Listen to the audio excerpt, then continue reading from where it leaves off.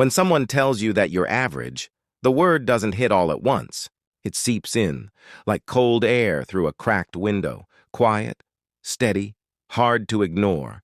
I met Claire 3 years ago at a marketing conference in Chicago. She was the kind of woman who filled a room without trying. Sharp laugh, expensive perfume, quick with opinions about everything. I was a junior account manager back then, shy, polite, still learning how to breathe in boardrooms. For a while, we balanced each other. She made me louder. I made her softer. But as her career accelerated, so did her contempt for stillness. She wanted rooftop parties, louder friends, flashier circles. I was still packing lunch from home and saving receipts. One evening, we were getting ready for a gala. Her firm had just landed a major luxury client. I remember standing behind her while she adjusted her dress in the mirror. She looked at my reflection and said, half smiling, "You know, if you just tried a little harder, new wardrobe, better hairline, you could actually look successful." I laughed awkwardly. "Guess I'll start with the hair," I said, tugging at the thin spot I'd been trying to hide. She turned, eyes glinting. "You can fix your hair, Mark," she said softly, "but you'll never fix being average." It was such a clean slice of cruelty that I didn't even bleed right away. I just nodded, pretending it was witty banter. But when she walked away to answer a call, I caught my own reflection. Small, plain, unfinished. And for the first time, I believed her. We broke up 2 months later. She said she needed someone who reflected her future. I said nothing. I packed her leftover skincare bottles into a box, set it by her door, and let silence do the talking. For a while, her words echoed everywhere. In the mirror, in job interviews, in the way baristas called the names of people ordering after me. I started working longer hours, enrolled in a night MBA program, and joined a mentorship initiative just to fill the quiet she'd left. The hair comment stuck too. I saved and bought a subtle, custom toupee. Nothing flashy, just enough to stop people from glancing twice. It helped me look the part while I learned to be it. Every raise, every late-night study session, every small win was a brick on the wall I was building between who I was and who she thought I'd stay. 2 years can change a person in small, invisible ways. I traded second-hand suits for tailored ones, learned to listen more than I spoke, and realized that quiet doesn't mean weak. It means focused. Then one Tuesday morning, I opened my email and saw her name in the subject line. Candidate Claire Sutton, Senior Marketing Strategist Interview. For a moment, I thought it was some cosmic prank. But there it was. The same woman who'd once told me I was average, now applying for a position at the company I'd joined 6 months earlier as Director of Brand Strategy. I leaned back in my chair and laughed under my breath. Life apparently had a wicked sense of humor. The hiring team had already shortlisted her. Her resume was impressive. Global campaigns, luxury clients, glowing references. On paper, she was perfect. On the calendar invite, my name appeared automatically beside Panel Interview Lead. I stared at it for a long time, then whispered to myself, "Let's see if Average remembers me." The morning of the interview, I arrived early. The office was quiet, just the hum of the espresso machine and the faint clack of keyboards from the early risers. I opened the blinds to let in the pale light and straightened the chairs around the table. Small, ordinary details. But inside, every motion felt deliberate, like setting a stage.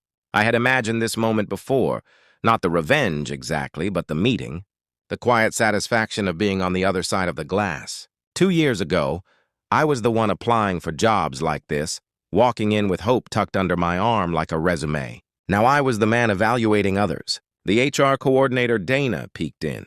"She's here," she said softly. "She looks nervous." "Let's bring her in," I replied, my tone steady. Claire walked in wearing a dark navy suit, the same confidence in her stride, but something behind it had dulled. Maybe time, maybe consequence. Her hair was shorter now, her expression careful.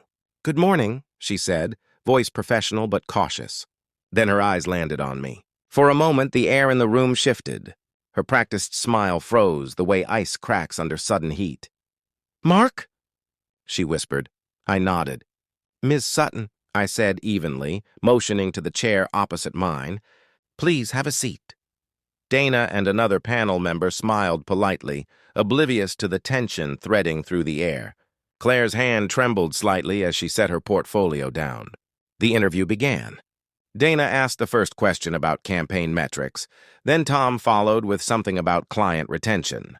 Claire answered smoothly at first, relying on muscle memory, but every few sentences, her eyes flicked back to me, searching for warmth, for recognition, for anything. I gave her none. When it was my turn, I kept my tone calm. "Tell me, Claire," I began, "what's your biggest professional weakness?" Her mouth twitched. The question was standard, but coming from me, it landed heavier. She hesitated, then said, "I used to think success was about appearances. Now I know it's about consistency." "That's an interesting answer," I said. "And what changed your mind?" She exhaled slowly. "Life," she said simply. For the first time, I almost felt sorry for her. Almost. The rest of the interview continued like a well-rehearsed play. Polite, professional, impersonal. When it ended, I thanked her and stood to shake her hand. She lingered for a moment longer than necessary. "It's good to see you again," she said quietly. "You too," I replied. "Take care, Miss Sutton." As soon as she left the room, Dana grinned. "Wow, she's impressive. You know her?" I looked at the door, still slightly ajar. "We met once," I said. That afternoon, I reviewed her application alone. Her qualifications were solid, but the company had others. Candidates who hadn't used someone as a stepping stone on their way up. Still, I didn't reject her outright. I forwarded her profile to the HR board with a single note. Strong candidate. Proceed with final review. And then, for reasons I couldn't name, I deleted her number from my phone. That night, as I walked home, the city lights shimmered off wet pavement. I caught my reflection in a shop window. Sharp suit, bare scalp under soft streetlight. For the first time, I didn't see what was missing. I saw what remained. A week later, I got an email from HR.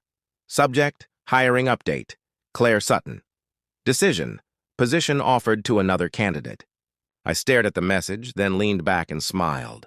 Not satisfaction, just closure. That evening, my phone buzzed. It was an unknown number. I hesitated, then answered. "Mark?" Her voice. I didn't say anything. I heard, "I didn't get it." A pause. "You could have said something, maybe told them I'd be a good fit." I let the silence breathe between us. Finally, I said, "You were right once, Claire. You said I could fix my hair, but not being average." I paused, voice steady. "Turns out you were half right." And then I hung up. I thought that would be the end of it. But karma, it seems, wasn't finished yet. Because 2 days later, she showed up in the company lobby again. Not for an interview this time, but for something I never expected. She appeared in the lobby on a Friday morning just as I was heading out for a client presentation. The security guard's voice came over the intercom, steady but uncertain. "Mr. Hall, there's someone asking for you. Says it's personal." I almost told him to send her away, but curiosity, or maybe unfinished business, made me pause. "Tell her to wait," I said quietly. When I stepped into the lobby, Claire was standing by the glass wall, clutching a folder to her chest. The confidence that once defined her had drained away. Her hair was tied back, her blazer too big on her now. For a moment, I almost didn't recognize her. She smiled faintly when she saw me. "I owe you an apology." I nodded toward a side room. "Let's talk inside." She followed me silently. The conference room smelled faintly of coffee and whiteboard markers. Neutral ground for messy emotions. She sat down, folded her hands, and exhaled. "You didn't have to be cruel," she said softly. I leaned back in my chair. I wasn't. "You could have told HR to hire me," she pressed. "You had that power." I looked at her steadily. "I also had the power not to." Her eyes filled with something between anger and shame. "You really hate me that much?" I shook my head. "No, hate takes energy.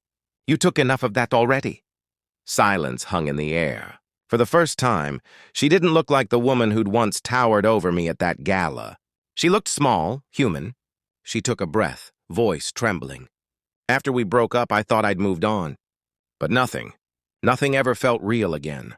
Every job, every relationship, it all fell apart. I kept wondering if it was karma. I didn't answer. Then she reached into her folder and slid a printed resume across the table. I know the position's gone, I need a reference for another opportunity. You know my work ethic. I looked down at the paper. Her achievements were still impressive, but the confidence between the lines was gone. You don't need my reference, I said. You need a reset. She gave a brittle laugh. You sound like a therapist. Maybe I had to become one, I said quietly. You told me once I was average. You were right. Back then I was, because I kept trying to meet everyone else's standards instead of my own. She swallowed hard. I was cruel to you, Mark. I was scared of mediocrity and in myself. You were steady, predictable. I mistook that for weakness. I met her eyes. And now? Now I know it's strength, she said. You never tried to outshine me? You just stayed grounded while I burned everything down. I wanted to believe her. Maybe part of me did. I signed the reference form without saying much. Good luck, Claire. She stood slowly, blinking back tears. You really changed. No, I said. I just stopped pretending I had to prove something. As she turned to leave, she paused by the door.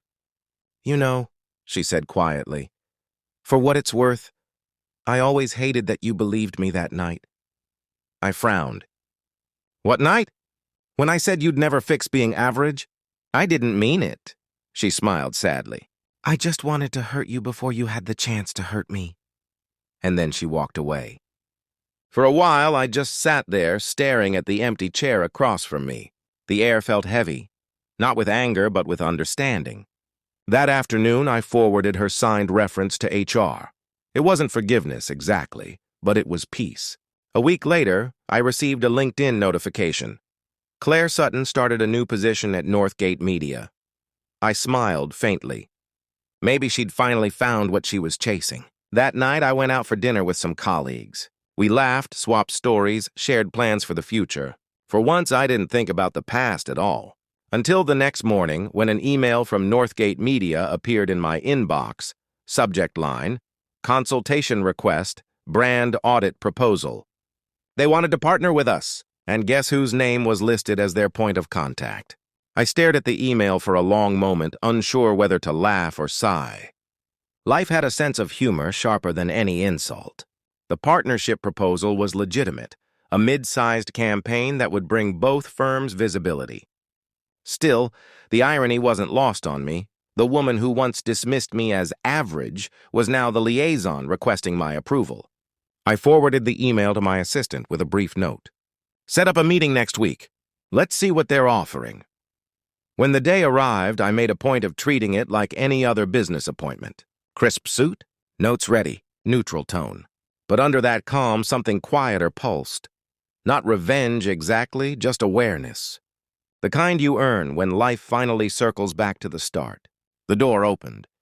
Claire walked in with a younger colleague and a practiced smile. Mark, she said, extending her hand. It's good to see you again. Likewise, I said, shaking it. Let's get started. We went through slides, budgets, forecasts. She spoke confidently, avoiding eye contact when she could. I could tell she'd prepared every word, every breath. At one point, her voice faltered just slightly when she had to say my name in a sentence. When the presentation ended, her colleague excused herself to take a call, leaving us alone in the glass-walled room. Claire looked down at her notes, then at me. You'll approve it? I folded my hands.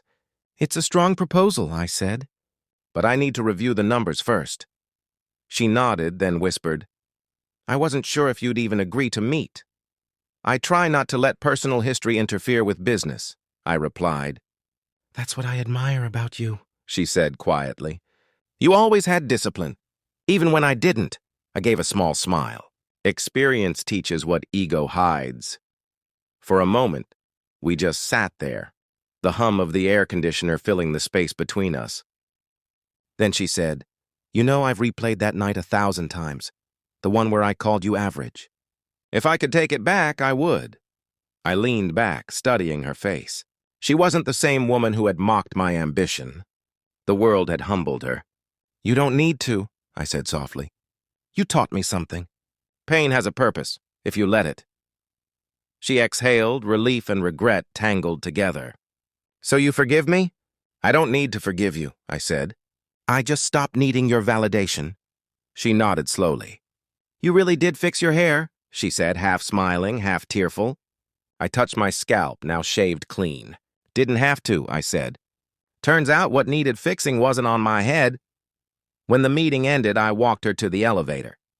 The doors opened and she stepped inside. Just before they closed, she said, You became everything I pretended to be. And then she was gone. I stood there for a while, watching my reflection in the polished metal doors. No toupee, no insecurities, no ghosts left to chase. Just me. The man she once called average, now standing in a life I'd built from quiet persistence. A week later, I approved the partnership. Not out of pettiness, but because it was the right decision for the company. That's what real success looks like, when peace matters more than payback. Months passed. The project flourished. I saw her name occasionally in email threads, always professional, always polite. No more apologies. No more tension. Just two people who had finally learned their lesson in different ways. Then, one evening, after wrapping a long day, I received a handwritten note on my desk. It wasn't signed, but I didn't need to guess. The handwriting was familiar, elegant, steady. Thank you for being kinder than I deserved. You didn't just fix your hair, Mark. You fixed the way I see people. I hope you stay that way. Unshakable. I folded the note carefully, placed it in my drawer, and turned off the lights. The city outside glowed in soft amber, windows reflecting the lives of 1,000 strangers chasing their own peace. As I walked out, I caught my reflection in the lobby glass. Confident, content, quietly proud. Sometimes life doesn't shout when it pays you back, it whispers. And in that whisper, I finally heard it, the sound of being enough.